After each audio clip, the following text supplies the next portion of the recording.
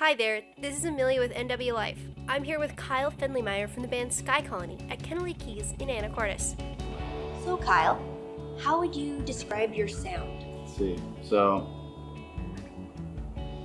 one of our bandmates was showing, the story's coming around, but one of our bandmates was showing a coworker a record recently, and he said, "Oh, it sounds good. Sounds like music my dad listens to." And and it was almost like offensive when I heard that at first, but then I thought about it for a second. I was like, wait a second, that music is awesome. It's kind of like 60s, 70s music, basically was pivotal for social shift, and we all respect it a lot. So I think that's kind of what we're rolling with, and we just changed our tagline to that, actually. Music your dad listens to. That's great. So can you tell me about each member, the instruments that they play, and the role that they play in the band? Yeah, so the co-founder, his name is Ben Meier. He plays lead guitar, and him and I have been with the group since the beginning. Jeff Lacey plays drums. Marcus Nevitt plays keys and lap steel.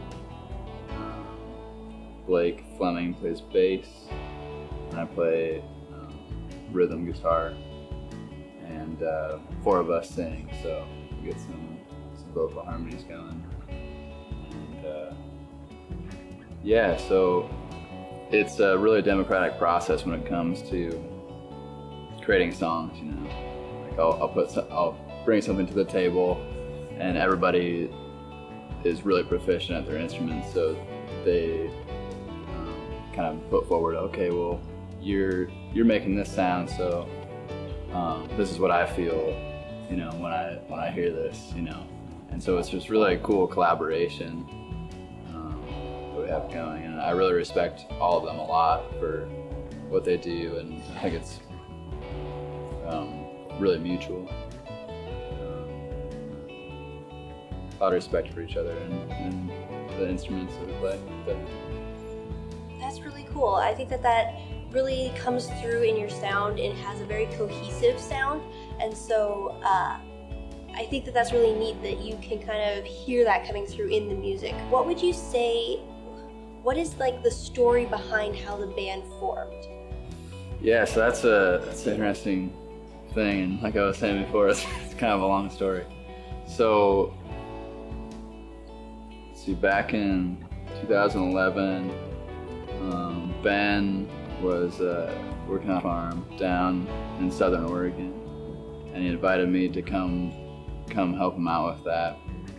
And so I kind of took that opportunity to travel a bunch because it was pretty lucrative, and just so I kind of spent time out on the road, and he had a recording set up, and while I was out on the road I would record songs, and I'd go back to his place and record songs.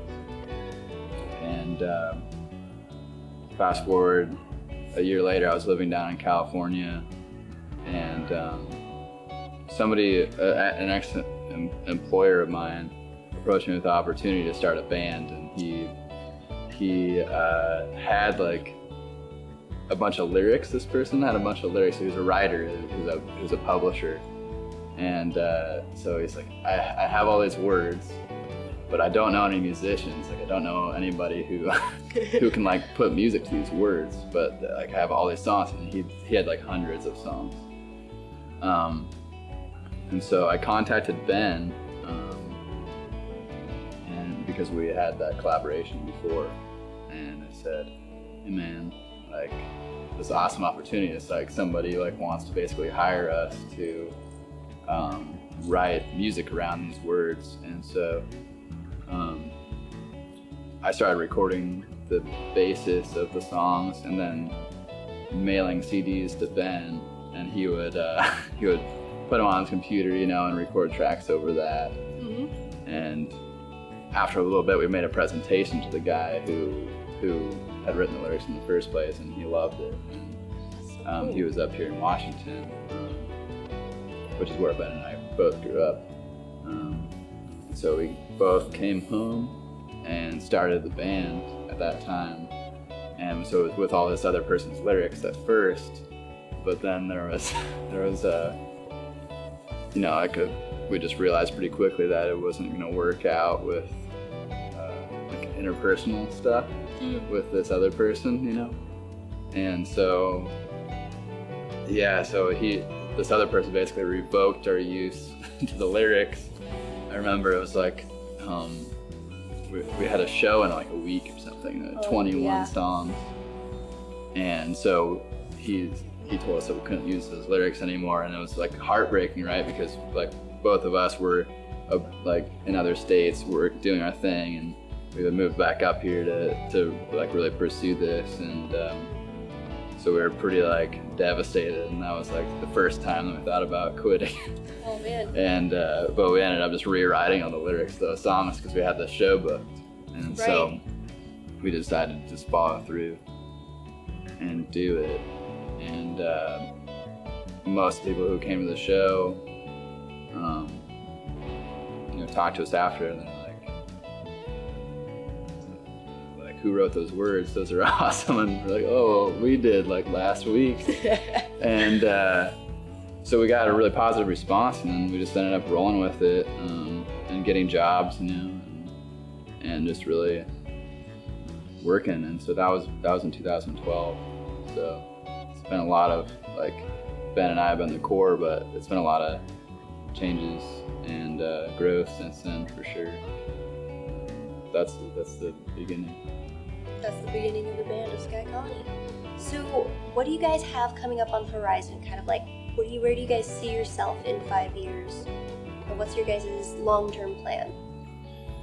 You know, I think a lot, you know, if I think about the future or something, I think maybe, you know, opportunities kind of present themselves based on what we put forward, you know? Yeah. And so I feel like, you know, we're trying to be really smart about the way we treat this record in terms of, you know, whose ears we get it, you know, in front of. And so it's hard to say, you know, it's hard to say who's gonna hear it, you know, and who's gonna want us to come play shows in their town, or what record company might like decide that they want to work with us in the future or something, or a booking agent or something, you know, because we really follow avenues that are you know, wholesome, like a really good connection, like maybe like a friend of a friend kind of thing, or somebody who approaches us and says, hey, I authentically like what you're doing, you know? Yeah. So that's what we've followed so far, and you know, it's led us you know, to some really cool places, like around here in the Pacific Northwest, you know, like playing some awesome venues in front of some awesome people, and really cool. I mean, it's an honor that you guys selected us to, you know, be part of your thing. And I was talking with somebody just last night. It was somebody in the music industry, and they're just saying, like, you know, it's kind of not really about becoming famous anymore. It's more about finding the people who want what you have, you know. And that's the cool thing about the internet, you know. So, yeah, it kind of makes it, you know, it's what you put, like you said, what you put forward. So it's like what you work towards and what you put out is what you're going to be able to kind of get that return. I think that's really neat. I think that's a really great work ethic for you guys to have, of really wanting to put out something that's really high quality and to find and make those really good connections with people.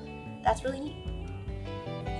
Yeah, it's really important. I mean, I feel like following those avenues are really important, because if you're following an avenue based on money, not necessarily like what your heart wants or whatever, you're just gonna keep walking further down that path, you know? And I think that's why, you know, a lot of people end up in inner turmoil, is because they start walking down a path of like, oh, I think I should want this, when that's not necessarily true. So for us, it's all about, you know, the way that we feel when we're talking with certain people, and and making certain connections for sure. Because if we walk down that path, on the contrary, we'll be surrounded by more love and more honor and respect and everything that we care about. Well, thank you so much for answering my questions today. I really appreciate it. Yeah, thanks a lot for having me.